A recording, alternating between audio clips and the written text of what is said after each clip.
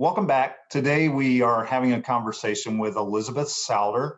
She's got an organization called What's Next Biz, and they're a company focused on organizational health and aligning core values and culture with people, policies, and practice. Yes, I looked down and made sure I got that right. So I had it written down, wanted to make sure I covered it properly. Elizabeth, thanks for your time today. Thank you. Thanks for having me. I'm You excited. bet. You bet. Elizabeth had a really great perspective on this idea of getting back to normal that I wanted to share with all of you. And so maybe, Elizabeth, you can just kind of walk into what your perspective is and what your desire is for this getting back to normal. Right. Well, thank you. Thanks for having me. So my first reaction, I have a somewhat visceral reaction to the idea of getting back to normal, mainly because I think it misses the opportunity that a situation like this pandemic presents to re-examine priorities, re-examine everything about the way that an organization goes about its business, and really leverage some key savings opportunities, better ways of doing business. Um, and if we just try to go right back to normal, we're going to have missed all of the goodness that came from being really disrupted for the past year. And I think that the question, instead of let's go back to normal, is pausing to say, look, we did a huge pivot and had to think differently about the way we worked. What went really well about that? And what was more challenging than we expected it to be? Because I think that's something that surprised a lot of people. There were areas that they didn't think were going to be difficult that turned out to be really difficult. And the ones that they were thinking were going to be monumental ended up to not be issues at all. So documenting that and then asking, well, why was that? And what were the drivers behind those successes and those challenges? Because you learn a lot about yourself and your organization by asking those more probative questions. What you just described is kind of how each of us individually and the opportunity that we have to get better. Pull that back a little bit at the company level and tell me what your thoughts are about that side of things. Well, so when a company goes through, I'm as a recovering attorney, I like to call myself, I've seen a lot, I've experienced a lot when it comes to watching organizational change through mergers, acquisitions, different types of joint venture relationships, et cetera. And when organizations go through a significant event, a downturn, a scandal, a breach of contract, they are looking to get past that. They're looking to learn and get past that and move forward in a healthier way that will prevent that from ever happening again. So companies and organizations that go through these things all the time, those that go back to doing everything the way they were, they're just a huge liability, right? They're creating more risk and more liability by trying to go back to the way things used to be. I'm not really sure I've ever experienced that, right. going through a significant event. So why would we be looking to do that now? Because this is a pandemic that Mother Nature decided to disrupt us, instead of some once in a lifetime event or like I said, a downturn in the economy or a spike in fuel prices that causes it to be more expensive to get goods from one place to the other. Whatever those events are, people plan for them, and when they occur, then they move through them because if they've gone through them before. So why wouldn't we be taking this opportunity to stop and learn from this moment of disruption? Yeah, so that's a great transition, because now we've defined that looking back and trying to get back is the wrong way. What is going forward, and what are we striving for in moving forward as far as advancement and learning and all of that?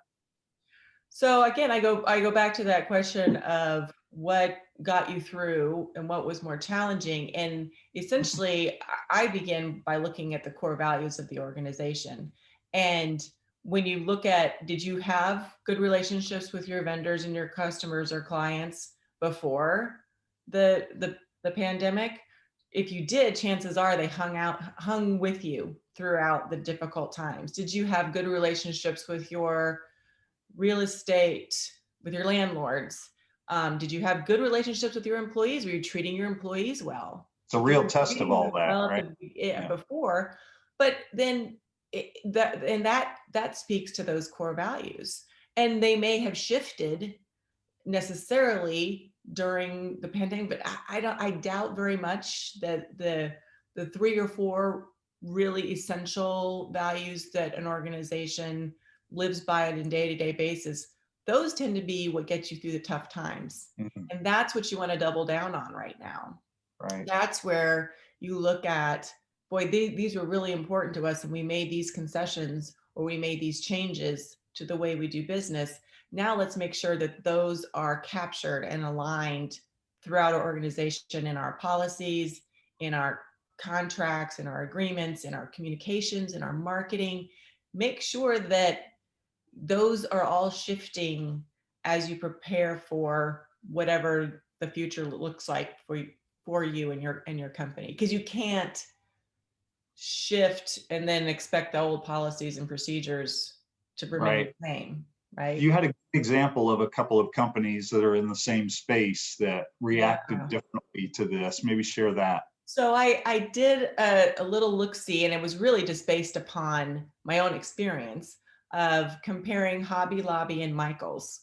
And early in the pandemic, Hobby Lobby laid off all of their hourly employees, and they weren't going to give them health insurance. They weren't going to continue their benefits. They had managers sitting in empty stores wondering, why are we here? We've just fired all my hourly employees that are here to help me.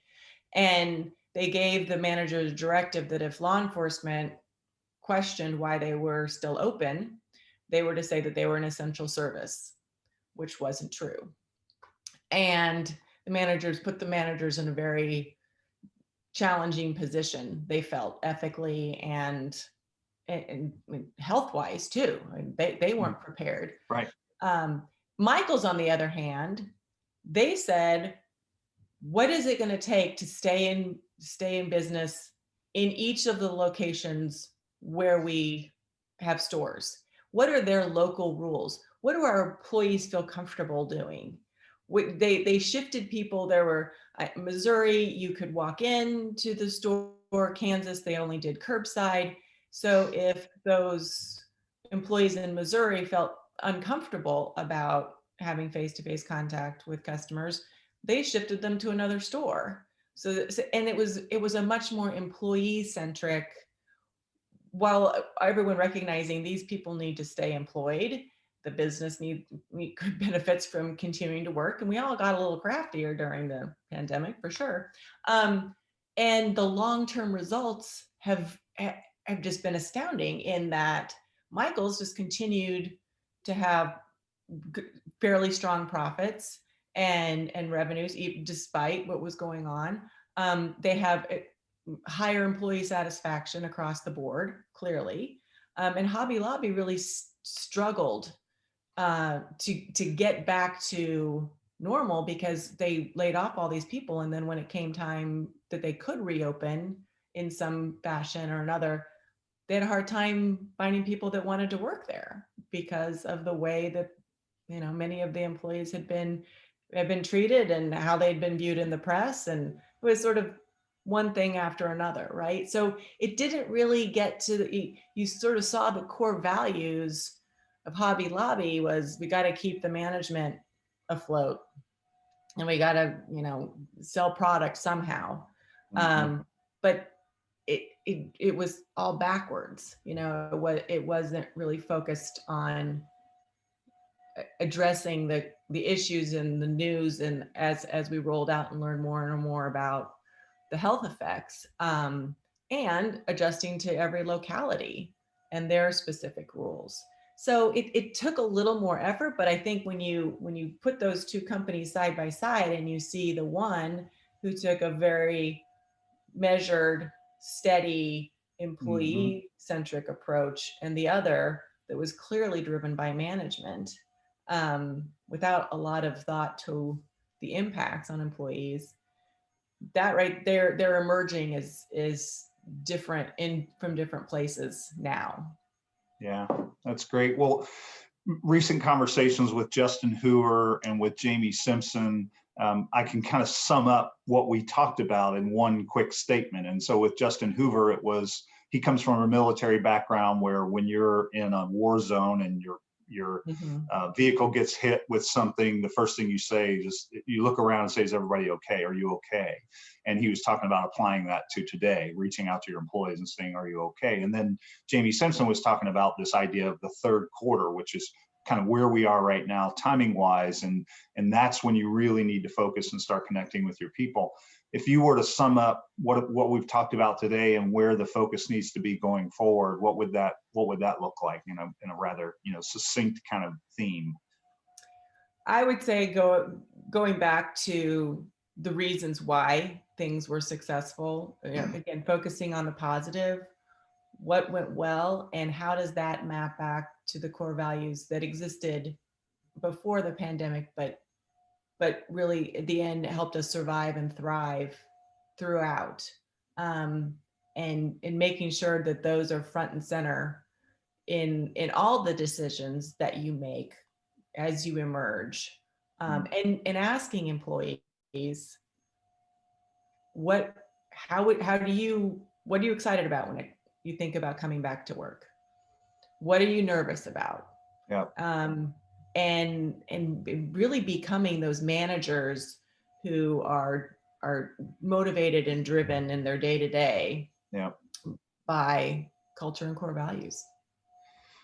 That's great. Well, I know you're very busy with working with a lot of organizations that are focused on these things right now and that you're helping them navigate those. If somebody listening wants to connect with you or contact you, how do they do that? So my website, our website is www.whatsnextbiz.com. I am also on LinkedIn, both Elizabeth Souder and What's Next Biz, and email is elizabeth@whatsnextbiz.com. So I'd That's love to awesome. talk to anybody who has thoughts or questions about emerging from COVID or even organizational health. It's a great topic. Very good. Well, thank you. Like I Thank said, you. when we met and talked about this, you had some really great perspectives, and I'm glad we had the opportunity to share those today. So thanks Appreciate for it. your time. Okay, thanks. All right.